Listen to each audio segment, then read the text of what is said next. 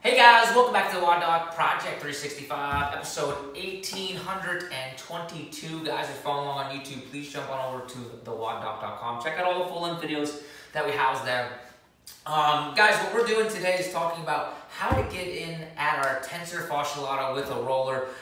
Went over it with the patient today, so I just figured again, like I would share this. If one person had a question, multiple people typically do. So, anatomy, first and foremost. Tensor fascia lata is a tissue that doesn't get a lot of recognition because it's overshadowed by what we think of as iliotibial band, right?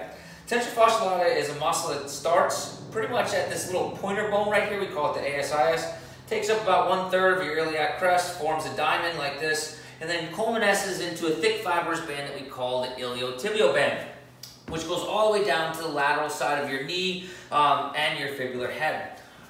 So why do we care about it? We care about it because tendons are very hard to mobilize, but muscles are much easier to mobilize. We get more out of mobilizing muscles. So rather than just spending a whole bunch of time working on the lateral side, trying to get rid of that lateral knee pain and what we think of as iliotibial band syndrome, right? We need to spend some time on the muscle up here, and that is in the hip flexor. So how do we get to it?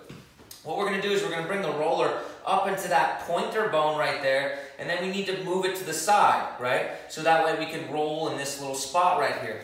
So the best way to be able to do that, I'll show you from kind of this side right here, is I'm going to get on here, and I'm just going to move upwards until I bump into that hip pointer bone.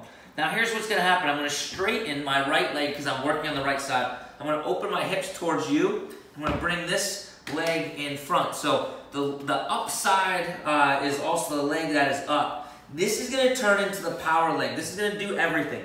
So my forearms and this bottom leg is what drives me back and forth as I roll over top of this. And I can turn my hips down a little bit more if I'm trying to get a little bit more of that anterior aspect of the hip. And I can turn my hips out a little bit more if I'm trying to get more of the lateral aspect. But the bottom hip is just along for the ride. The top hip is the power side. And if you find a really a really tight spot, you can just stay right on it and just roll your hips open and closed and get it from a transverse plane as well. So from there, how are we going to be able to do that? Okay, what we're going to do is we're going to stay on any one of those points that we find that heats up. We're going to call those a 10. We're going to continue to roll back and forth, left and right, on those things until they turn to a 5. So we're cutting the trigger point in half by 50%. Cool? Guys, questions, comments, post them below. Otherwise, we're here each and every day, optimizing function to optimize performance.